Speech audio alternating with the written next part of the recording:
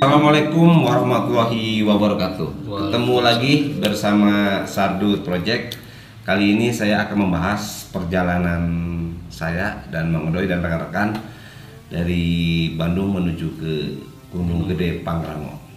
Kita berangkat dari Bandung sekitar jam setengah 9 dan sampai ke base camp sekitar jam 11. Habis itu kita istirahat sejenak, kita melaksanakan kewajiban kita sebagai umat muslim, sholat Jumatan, terus kita siap-siap dan kita berangkat sekitar setengah 2. Lanjut lagi, kita perjalanan selama 1 jam sampai ke Simaksi. Kita pendataan dulu sama rekan-rekan, berhubung kita itu mendaki 13 orang. Kita 13 orang dan menggunakan kendaraan 2 mobil. Habis Simaksi kita lanjut perjalanan sampai ke pos 1. Pos 1 kita istirahat dulu, kita foto-foto dulu. Ya, kebetulan kita ketemu sama rekan-rekan pendaki yang lain dari Jabodetabek. Kita sempat ngobrol ke sana ke sini dan kita lanjut perjalanan dan medannya lumayan. Bebatuan, tanah, nanjak udah mulai terasa. Kita ke pos 2 pun kita lewati karena mungkin tenaga kita masih full power, masih bagus. Kita naik dan saya posisi di tengah, Mang Odoy di belakang ya, dan rekan saya yang depan ada Randy, ada Hendy, ada Rudi, dan satunya lagi ada Ardi. Dia itu sampai duluan. Habis itu saya sampai. Pas itu rombongan ketiga kemana itu? Oh, lama banget, kebetulan itu mau menjelang maghrib. Ya udahlah kita tunggu. Pas saya dengar rekan saya ada yang bilang jangan ngelamun, ada apa ini? Saya tanya dong sama Mang Odoy, ada apa ya Mang Odoy? Nah, saya nggak tahu kejadian yang selanjutnya sebenarnya ada apa, kok lama banget. Nah, ini kebetulan saya sama Mang Odoy. Kebetulan beliau itu yang di bagian nomor 3 yang terakhir, dan beliau akan menceritakan sebenarnya ada apa, kok sampai lama banget gitu. Ada apa Mang Odoy? Jadi perjalanan dari pos 2 mau menuju ke pos 3, kami berempat berpapasan dengan pendaki yang dari Jabodetabek itu. Jabodetabek, ya. Kebetulan saya lihat ada wanita dan jumlahnya itu 9 orang. 9. Jadi ganjil lah. Ganjil. Sama-sama ganjil dong. Sama-sama ganjil 13. Kita 13 tuh yang dari Jabodetabek itu 9 orang.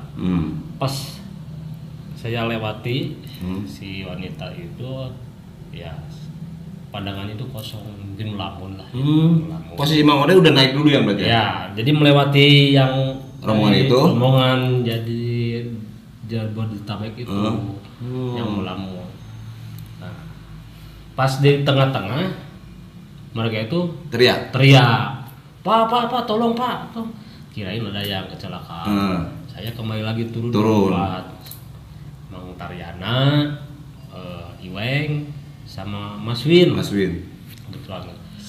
Dari pertengahan itu turun. Nah, dilihat yang tadi itu dia yang melamun. Yang melamun. Saya tanya, dia udah ngelantur lah. Sampai tatapannya kosong kali ya? Kosong. Sampai saya sebisa mungkin lah istilahnya untuk mengajak bicara si wanita tersebut. Yang keluar itu suara tertawa. Tertawanya emang beda tuh gimana? Beda. Jadi tertawanya kalau di film malah seperti apa, kuntilanak gitu. Gitu. Saya ya, di netralisir lah, mencoba sebisa mungkin dengan ini sholawat. Gitu, saya baca sholawat. Si yang tertawa itu udah keluar, istilahnya udah nggak ada. Datang yang nangis, si cewek itu nangis. Ada yang masuk lagi? Masuk lagi yang nangis. kejadian itu pas maghrib. Di pertengahan antara 2 ke 3 saya baca lagi sholawat. Nah itulah sama rekan-rekan dibantu? Iya, dibantu sama Pak Taryana, Mas Win. Mas Win. Alhamdulillah ya. Mungkin alhamdulillah. Nah, sampai 3 kali masuk sudah yang menangis udah hilang, datang lagi yang ketawa sampai dia alhamdulillah sadarlah berkat kami ini bawa sholawat lah itu keutamaan sholawat ya. Alhamdulillah ya. Mungkin keistimewaan sholawat bisa mengusir malu-malu seperti itu, betul. Setelah itu diajak ngobrol ya, ternyata dia memang melamun lah. Melamun, mungkin ada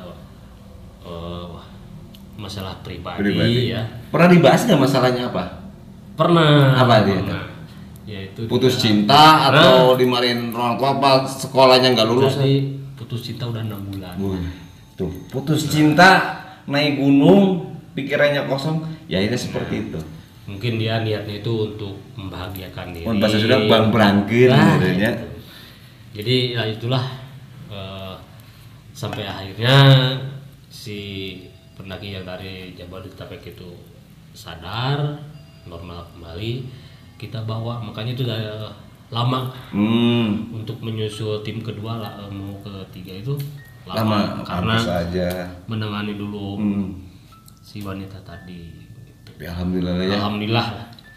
Nah, tuh itu alasannya kenapa yang rombongan ketiga lama, ternyata udah diceritakan sama beliau, ternyata ada suatu kejadian dari pendaki lain, tapi alhamdulillah kan kami bisa membantunya. Itulah istimewanya naik gunung, dikala ada teman kita mengalami suatu masalah atau apa, ya kita saling bantu. Alhamdulillah kan kami membantunya, dan kita sampai ke pos 3. Kita pos 3 kita mengalami sedikit capek, lapar dan butuh energi lagi. Ya, akhirnya saya dan rekan-rekan untuk istirahat sejenak, maghrib, dan kita makan gitu, biar energi kita tambah lagi gitu.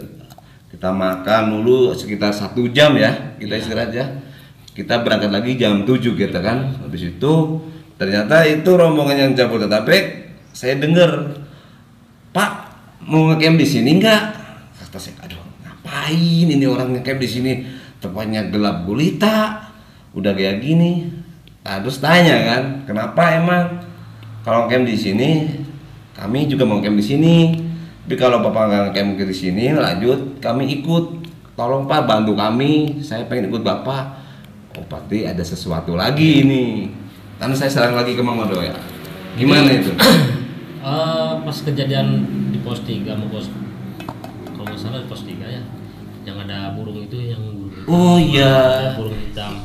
Burung hitam itu Seperti Cina tapi dia nggak terbang lah. itu ketemu tuh yang itu Mang Odo yang banyak kayu yang panjang. Saya juga nemuin itu burung hitam itu. Pas saya mau foto, hilang. Kemana? Muncul lagi, mau saya foto lagi, hilang lagi. Ah udah, saya kan orangnya polos, bodo amat gitu kan. Terus cerita lagi Mang Odo gimana? Ya jadi si yang rombongan dari Jabodetabek itu sama seperti kita inilah, melihat burung hitam. Seperti kalau ini saya lihat sendiri. Nggak tahu itu jalak atau apalah, nggak tahu saya juga ya. Cuman yang rekan-rekan yang lain lihat juga burung terus hitam, betul, serba hitam. Terus dari narasumber yang satu ini dari Hendy namanya, bilang sama saya, "Oh iya betul Kang." Pas saya jalan, tahu-tahu dia tuh ada di depan saya, terus kepalanya nengok ke saya, ngeliatin saya, kata Hendy deh. Terus saya takut aja, udah liatin, terus dia terbang lagi. Saya jalan, burungnya tuh berhenti lagi. Ya itu juga kan dilihat sama Randy juga. Randy sama Hendy itu melihat. Kata itu arti dari burung itu ada apa sih? Ya, apa kasih petunjuk atau untuk berhenti sejenak, nggak tahu lah itu mah. Tapi saya mah nggak berpikiran kemana-mana sih, udah we jalan saya mah. Yang penting mah kita kemanapun kita itu harus istilahnya itu harus sopan santun lah, harus pamit. Gimana lah kita mau bertamu ya. Betul. Jadilah tamu yang santun, nanti Insya Allah alam juga akan ini ya. Lebih keindahan. Terus kita lanjut perjalanan jam 7 ya menuju ke pos. Tadi ketiga ya, kita ke pos 4 ya. Kita jalan dan kita udah gelap dan kebetulan rombongan dari Jabodetabek kebanyakan ngebawa headlamp, Mang Odoy. Kita pun agak sedikit kesusahan karena kita harus ngawal beliau-beliau kan. Ada yang di depan, di belakang pun ada yang cedera lagi satu ya, namanya Malik gitu kan. Asam lambungnya naik dia. Wah, ada lagi yang pertama ada yang kesurupan, yang kedua satunya lambung naik. Terus yang terakhir siapa? Yang di Surya Kencana? Saya sendiri bro. Itu nanti dulu dibahasnya. Kalau saya nanti dulu. Kita bahas yang menuju ke pos 4. Kita berjalan ya. Saya juga ikut membantu juga ya. Saya di tengah ikut nyorotin pas di mana pas tanjakan ada salah satu juga lehernya sakit nggak bisa naik. Ya udah, saya ambil kerilnya. Saya membawa 2 keril mang di depan sama belakang dan pandangan saya tertutup sama keril. Saya agak kesusahan juga sih. Tapi daripada yang cewek itunya sakitan ya udahlah saya bawa gitu kan. Saling membantu. Betul, saling membantu. Jadi kekeluargaan itu ada lah kalau di gunung ya. Walaupun kita baru ketemu tapi serasa dekat gitu. Saya juga lihat ekspresi dari Jabodetabek itu udah kelelahan hebat. Ada yang udahlah, udah pada frustasi, udah kecapean belum kecapean. Terus saya kasih semangat sama beliaunya. Jadi mungkin mereka itu bimbang. Bimbangnya itu gara-gara kejadian dari pos 2 mau ke ketiga pos 3 ya. Udah ngedon ya. Udah ngedon. Betul. Jadi saya akan dipaksakan lah mau ngecamp dia yang 9 orang itu. Mungkin takut ya. Betul. Makanya ikut ke rumah kita ya. Ke rombongan. Nah, satu kebahagiaan lah bagi kami bisa membawa rekan-rekan yang dari Jabodetabek ke puncak. Itu ya. Satu kebanggaan. Kebahagiaan dan kenikmatan. Nah itu. Mendaki gunung itu kan bukan perkara masalah kita sampai ke puncak, kita mendapatkan view awan atau yang lain. Yang penting itu prosesnya. Itu nilai yang sangat berharga, membantu teman kita dalam kesusahan, yang cedera sampai ke puncak. Dan itu pun butuh energi. Saya pun selalu memberi motivasi. Saya kasih motivasi sama anak-anak. Saya akan merasa bangga dan senang jikalau kalian semua sampai ke puncak. Kalau kalian udah sampai ke puncak, lebih baik saya turun kembali. Akhirnya rekan-rekan semangat lagi. Ya Pak, saya masih semangat Pak. Alhamdulillah semangat. Perjalanan pun udah mengalami suatu kelelahan. Sampai pos 4, istirahat lagi di warung, isi energi lagi. Terus kita naik lagi, udah pada kelelahan. Sampailah saya di pos 5 yang dekat Surya Kencana. Dari pos 4 ke pos 5 juga ada yang sempat lihat. Oh gitu, siapa? Kang Iweng. Oh. Kebetulan saya juga lihat lah. Jadi disebut percaya, ya percaya disebut enggak ya? Gimana ya? Mungkin itu Fata Morgana atau apalah. Jadi dari pos 4 ke pos 5 itu saya saling lirik sama Kang Iweng. Ternyata yang dilihat itu sama. Sosoknya sama. Itu nggak tahu bayangan pohon atau apa ya? Gerak. Kalau secara logikanya pohon gerak aja lah. Pohon gerak aja lah. Jadi jangan gambar yang hal-hal yang gitu-gitu. Gitu. Cuman kami berdua itu saling lirik aja. Tapi enggak di pos 4 menuju pos 5 ya? Iya, menuju ke pos 5. Dan habis itu kita lanjut perjalanan. Waktu di pos 4 kan saya itu udah masih nge-vlog lagi ya. Cuma sebentar sampai pos 5 saya nggak video, saya nggak nge-vlog, nggak kasih dokumentasi karena ada sesuatu yang terjadi pada diri saya sendiri. Dan saya akan menceritakan yang sebenarnya. Ini tanpa rekayasa, tanpa ada tambah-tambahan, dan kalian semua bisa menyimpulkan sendiri entah ini gaib atau secara logisnya apalah, tapi yang saya rasakan kembali ke penilaian masing-masing. Saya sampai di pos 5 yang dekat Surya Kencana, cewek itu 2 langsung ke Surya Kencana. Kebetulan rekan saya Randy bilang, Sardut, itu cewek suruh balik lagi, angin kencang, jangan dulu ke Surya Kencana. Kata saya, oke. Kejarlah saya ke dia, ke sana ke Surya Kencana. Saya panggil cewek itu berdua, Neng, balik lagi, angin kencang, jangan dulu ke Surya Kencana. Oh iya Pak, sana balik lagi ke dekat warung. Kamu kan capek. Iya Pak, balik lagi. Habis itu saya pun penasaran. Udah saya sorotin aja Surya Kencana. Sorotin, wah keren juga Surya Kencana. Di situ saya nengok kanan kiri, alah, saya sendirian mengodoy. Angin kenceng banget. Wah, jujur sih pas saya naik gak terlalu capek saya. Angin kenceng banget. Saya baliklah ke itu yang dekat warung. Dekat warung. Saya tuh duduk mengodoy. Duduk, saya ambil gorengan, minta goreng di malahan. Kan saya minta goreng satu. Itu saya langsung kedinginan mengodoy. Kedinginannya langsung bahasa Sunda ngegibrik.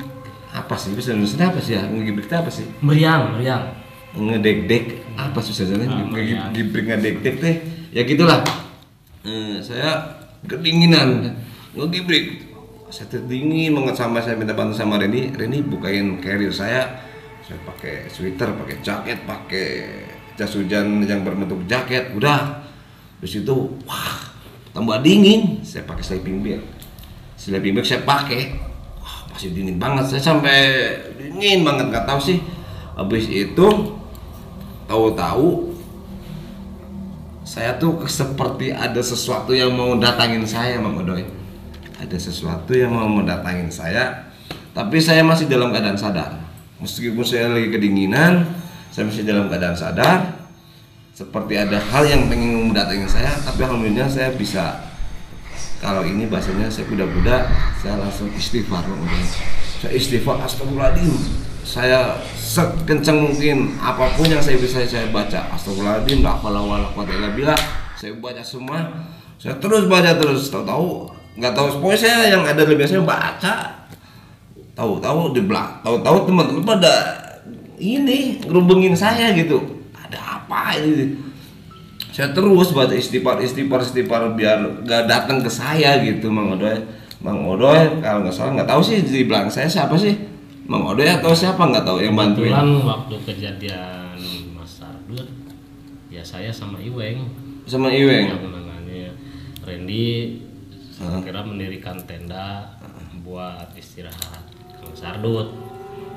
Terus sebenarnya apa yang terjadi pada diri saya ketika saya kedinginan dan saya itu baca istighfar terus. Sebenarnya saya itu yang dalam otak saya istighfar karena saya menahan dingin. Ketahuannya itu sama Mas Win, Kang Sardut itu. Setelah Kang Sardut kedinginan lah hipo ya. Hipo. Kalau bahasa ininya hipo. Jadi ketemu sama Mas Win. Tok Kang Sardut kan ngelirik depan. Ya seperti yang wanita tadi yang di pos 2. Tatapan kosong. Nah, pandangan kosong. Bisa nggak denger, Mang? Bisa nggak denger? Enggak. Itu sama Mas Win dulu. Setelah itu saya sama Iweng. Ya berkat itu tadi lah, alhamdulillah. Saya baca sholawat sama Kang Iweng. Terus diperkuat sama si korban. Saya sendiri kena. Iya istighfar, baca la haula. Nah itu yang bikin saya kuat ya. Yang alhamdulillah. Terus dibantu sama si Akang. Kebetulan alhamdulillah saya makasih sama Akang penjaga warung yang sebelah. Pas saya ngobrol kata beliau, iya Akang ada yang mau nimpa, tapi saya lihat ada temennya Akang berdua udah bantuin, tapi saya lihat kayaknya bisa ya udah. Akhirnya sama Akangnya dibantu di dalam tenda lewat doa juga. Dia tuh mungkin kenal mungkinnya sama penghuni atau gimana nggak tahu lah. Saya nggak tahu yang gitu. Saya cuma istighfar dan katanya teman-teman kamu teh nangis ketawanya saya gitu, saya juga sampai nangis apa saya mah lagi istighfar. Wah kamu kan ayat video cina kedinginannya itu nggak sampai seperempat ya, enggak sebentar 10 menit ya.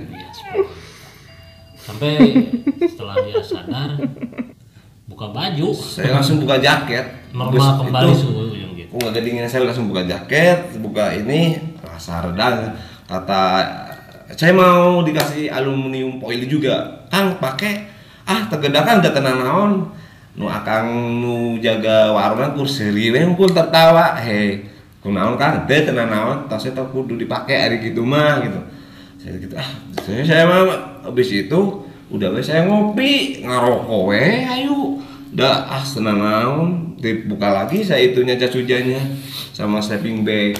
Tapi gini Kang Sardut, setelah pulang dari Gunung Gede itu, saya direview ulang kejadian-kejadian kemarin. Toh ada keterkaitan gitu ya? Iya. Terkaitan. Apa sebenarnya terkaitannya?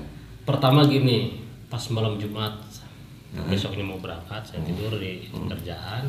Oh iya, sebentar. Sebelumnya rencana awalnya itu kita semua itu mau mendaki ke Gunung Manglayang. Dan saya otaknya yang memindahkan arah Manglayang ke Gunung Gede Pangrango. Saya otak utamanya, saya yang diserangnya, saya habis-habisan itu. Dan saya emang saya yang memindahkan dari Manglayang pindah ke Gunung Gede karena saya punya kesimpulan, udahlah kita akhir tahun kita cari pendaki gunung yang berkesan, yang indah, yang punya banyak cerita. Ya ceritanya ya seperti ini dan masih banyak lagi yang perlu saya ceritakan. Ya seperti itu Bang Adol. Saya lah otaknya yang membedakan rencana awal ke rencana yang kedua itu. Jadi saya juga kan heran kenapa rencana awal ke Manglayang pindah ke Gunung Gede. Nah dari situ kan saya dengar cerita orang bahwa Gunung Gede gini lah. Ya. Tidur aja saya besok. Secara kan Gunung Gede kan taman nasional, Bro. Ternyata entah mimpi atau apa, mungkin ya kembali lagi ke sahabat-sahabat lah. Ya. Bagaimana cara menyikapinya? Mungkin itu mimpi saya kembangnya tidur ya. Kembang tidur atau kebetulan atau jadi firasat. Dalam mimpi itu antara sadar dan enggak itu saya itu mengalami 3 kali meninggal. Innalillahi. Yang pertama saya sudah mau dimandiin sama keluarga itu udah pada nangis. Nah setelah itu saya bangun belum waktunya, kembali lagi normal lagi. Mimpi kedua meninggal lagi saya dalam mimpi itu mau di ini apa nih? Sampai saya bangun lagi, terus belum waktunya kata saya. Beres. Mimpi yang ketiga sama meninggal lagi 3 kali ya. Sampai saya terbangun, saya baca doa sebisa mungkin ada apa. Terus saya pertimbangkan kalau saya memutuskan besoknya tidak ikut, nggak enak sama rekan-rekannya. Kebetulan Mang Odoy habis sembuh ya dari sakit ya. Alhamdulillah. Sebenarnya saya itu paling khawatir kepada beliau. Aduh, Mang Odoy baru sakit tapi muncak gitu. 1 minggu saya tidak bisa jalan, tapi alhamdulillah ke Gunung Gede saya bisa jalan walaupun itu bagian belakang. Ya.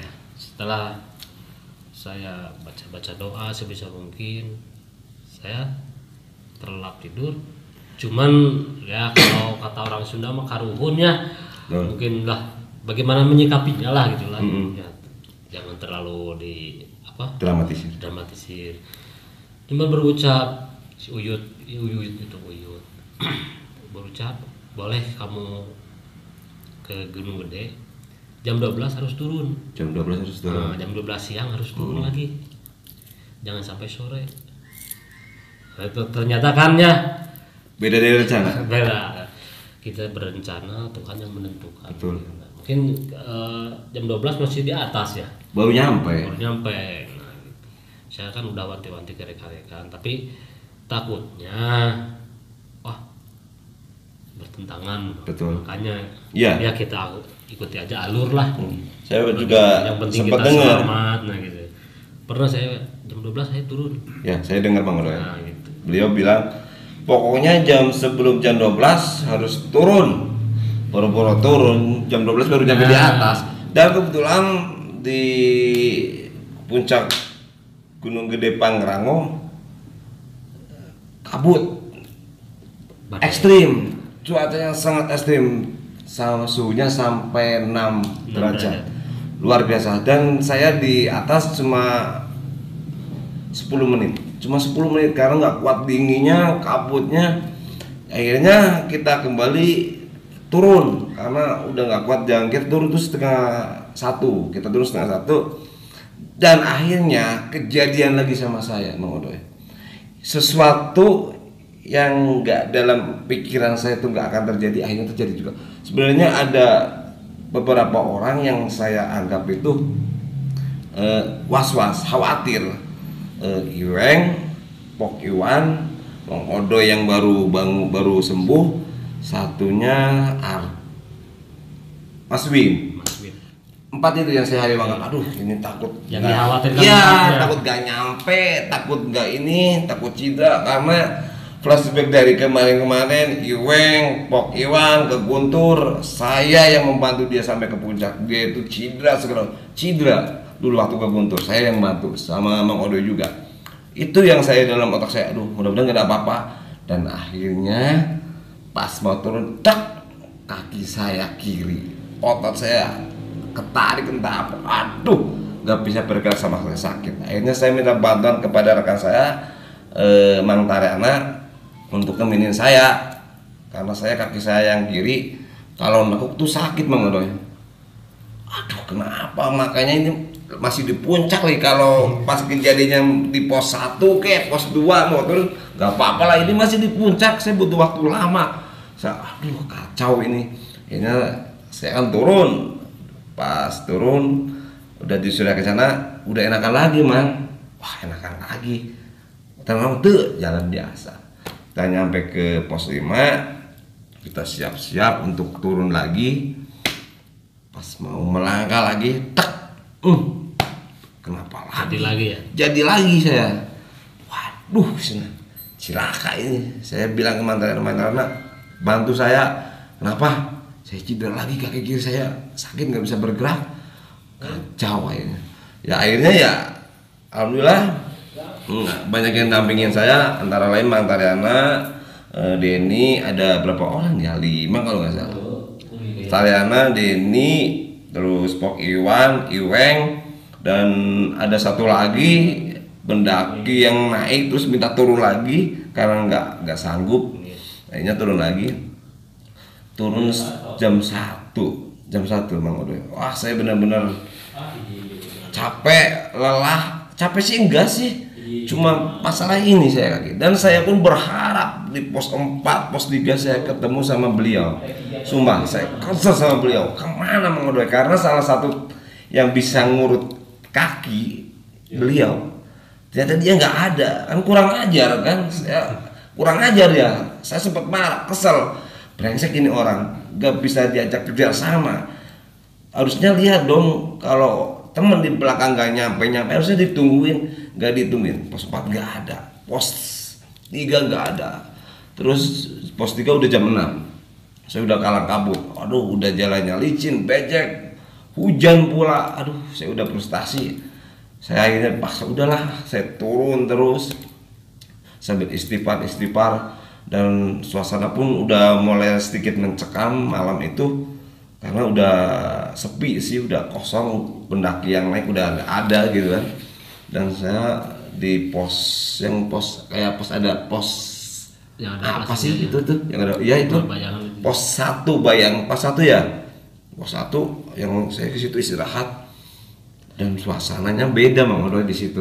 Padahal itu juga saya kan nunggu Kang Sardu itu lama, berjam-jam juga. Karena saya juga bawa pasien, Mas Win. Cedera juga.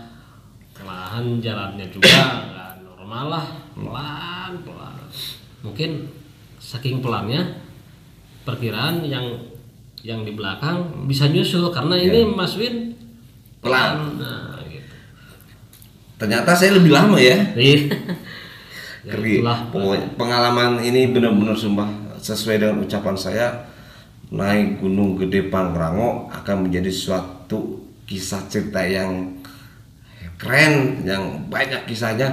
Ternyata ya iya, saya yang ngalaminya sendiri. Benar-benar luar biasa perjuangan saya dari turunnya itu dari pas pos 5. Dan alhamdulillah pas mau turun ada warga 2 dan lampu headlamp kita itu udah pada redup. Alhamdulillah ada warga 2 lewat, mungkin tim Ranger mungkin boleh bisa jadi gitu. Tim evakuasi bantu, santernya bagus sampai saya dipandu, ditemenin sampai ke tukang ojek atau pos berapa sebelum Perhutani kayaknya deh. Ada tukang ojek, kayaknya beliau manggil tukang ojek. Ya udah, akhirnya saya mau nggak mau naik ojek. Padahal di Perhutani juga yang mau ke ini ke Simax itu nunggu 2 jam. Berarti saya begitulah mas. Saya sampai base camp sekitar jam 8. Jam 8 saya sampai. Teman-teman ternyata udah pada santai ngerokok, kan brengsek gitu. Sumpah gue marah banget sama dia, brengsek gitu teman saya, kurang ajar ya. Nggak tahu kalau gue mati di atas gimana kan.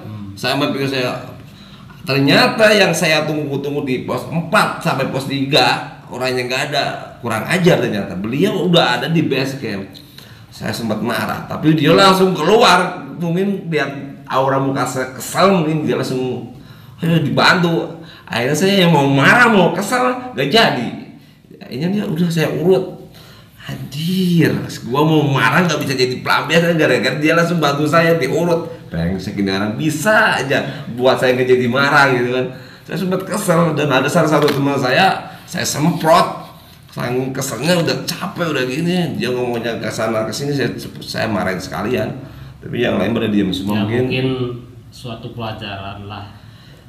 Dan kalau nanti dan menurut saya lagi persiapan mental, fisik, terus utamanya harus bisa mengendalikan emosi lah. Dan menurut saya banyak sesuatu yang perlu dievaluasi. Iya. Sangat banyak yang perlu dievaluasi termasuk dari diri saya, rekan-rekan yang lain.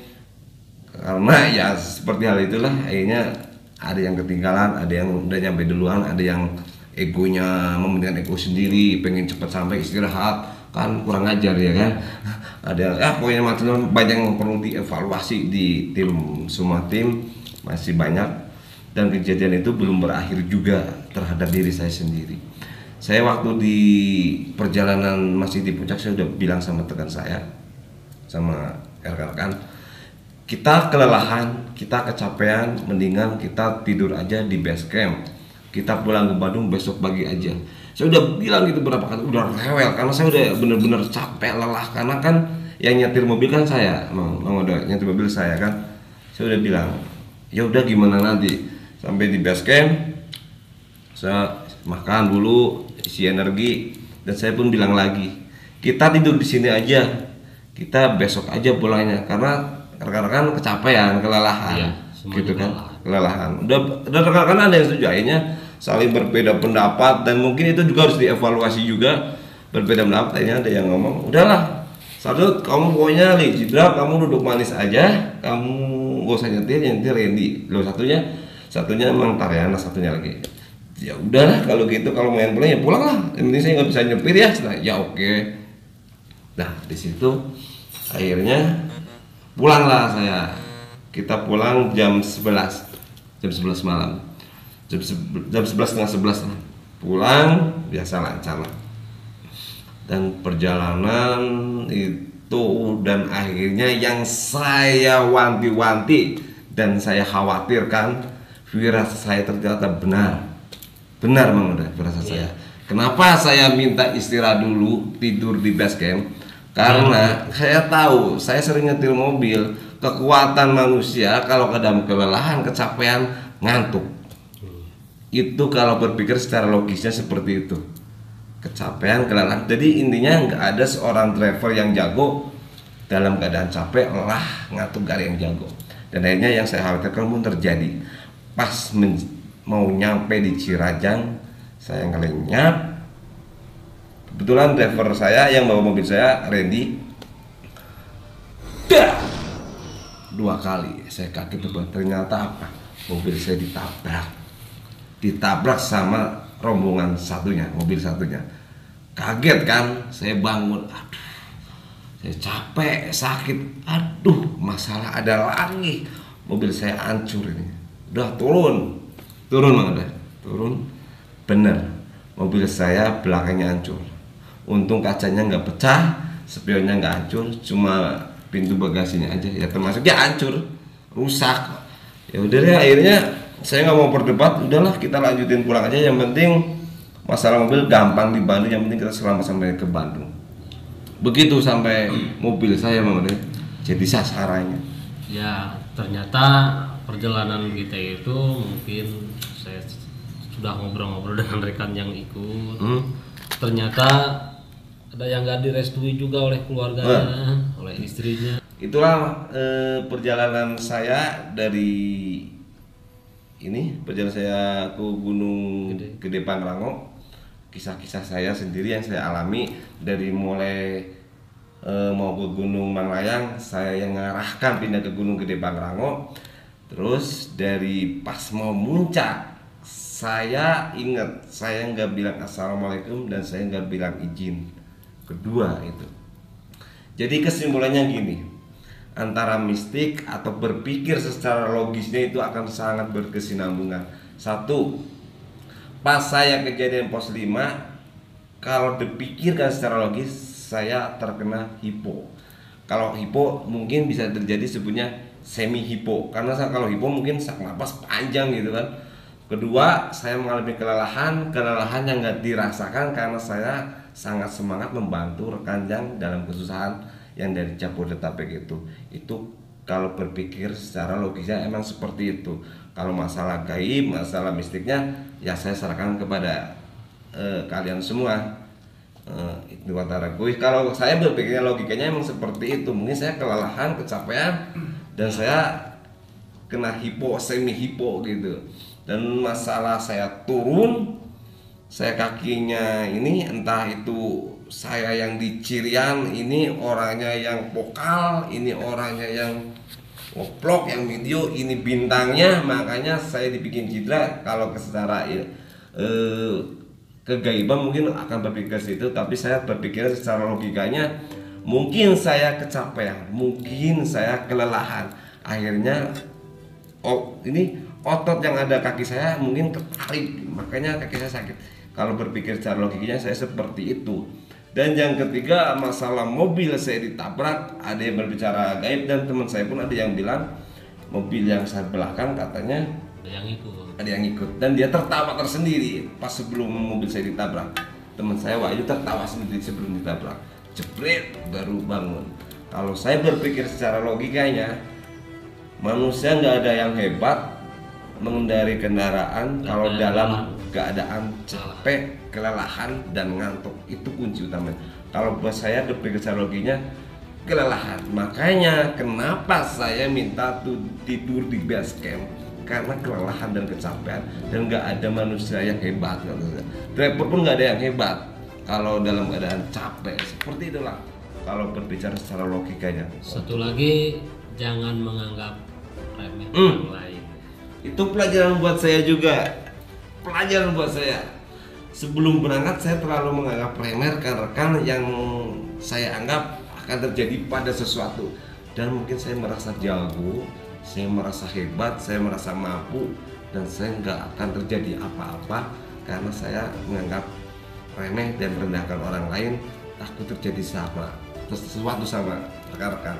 Ternyata yang terjadi pada diri saya berturut-turut 3 kali. Berturut-turut 3 kali. Yang saya anggap lemah, yang saya anggap remeh, ternyata dia itu yang mampu. Ternyata saya yang nggak mampu. Itulah kesimpulannya, nggak boleh sombong, nggak boleh meremehkan orang lain, dan itu pelajaran yang sangat berarti buat diri saya sendiri. Makanya pelajaran di situ emang luar biasa. Mungkin cukup segitu, Mang Ode. Mang Ode punya kesimpulan? Ya, kesimpulannya pertama gitu, persiapan harus matang. Karena setiap gunung akan memberi pelajaran yang berbeda-beda. Betul.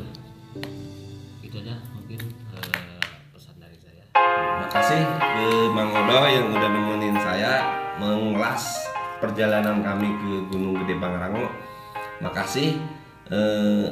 Pokoknya sesuatu hal yang gaib, yang logis saya tanya kepada kalian, saya tidak yang jelas saya tidak berikan.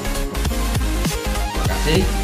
Assalamualaikum warahmatullahi wabarakatuh. Jangan lupa ya, subscribe and komen. Thank you.